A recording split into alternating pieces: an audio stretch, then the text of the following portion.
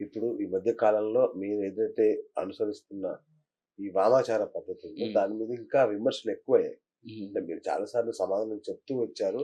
అయినప్పటికీ గూడా ఈ పంచమాకారాల్లోని మైథునం అనే దాని గురించి విస్తృతంగా చర్చ జరుగుతోంది. అంటే మైథునం చేస్తూ పూజ చేయడం ఏంటి? ఇదేం ఆచారం? ఇదేం పద్ధతి? అసలు హిందూ మతాన్ని మీరు గౌరవిస్తున్నారా? అవమానిస్తున్నారా దాకెళ్ళిపోయింది. దీనికి ఏం సమాధానం చెప్తారు? మైథున క్రియ చేయడం వాళ్ళు చూసారా అండి? ఎవరన్నా హ్మ్. అడిగేవాళ్ళు? అంటే కర్ణాకర్ణికి చాలా మంది చెప్తున్నారు. మైథున క్రియ అనేది జరిగేదది ఒకప్పుడు. ఆ! ఒకప్పుడు. ఇప్పుడేం కాదు. ఇప్పుడు ఒకప్పుడు బాల్య వివాహాలు జరుగుతున్నాయి. ఇప్పుడు జరుగుతున్నాయా? మరింకా దాని బాల్య వివాహాల గురించి మాట్లాడతామంటే ఎట్లుంటది? ఆ! హాస్యాస్పదంగా ఉంటుంది. ఓకే. ఈ మైథున క్రియల గురించి కూడా అట్లనే.